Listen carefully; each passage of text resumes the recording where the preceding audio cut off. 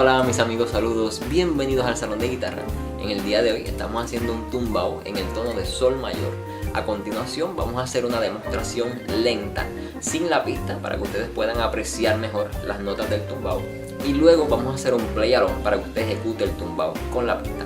Antes de comenzar, les recuerdo que aquellos interesados en tomar clases de guitarra con nosotros me pueden escribir a elsalondeguitarra@gmail.com y por ahí les envío la información de las clases. Y aquellos que les gusta mucho el contenido de este canal y quieren apoyarlo, ahora pueden hacerlo a través de PayPal visitándonos desde su computadora a nuestro canal de YouTube. En la página principal, en el cover picture, hay un logo de PayPal con la palabra Donate, ahí usted puede cliquear y hacer su aportación. Así que sin más preámbulos vamos a comenzar. 1, 2, 1, 2, 3, 4.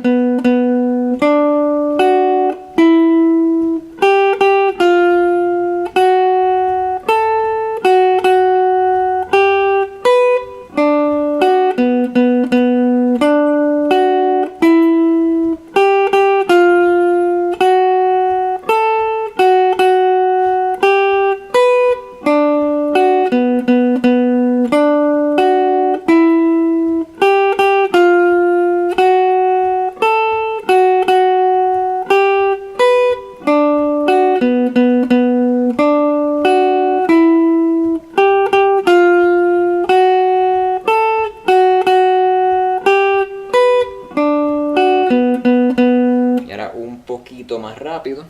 1, 2, 1, 2, 3.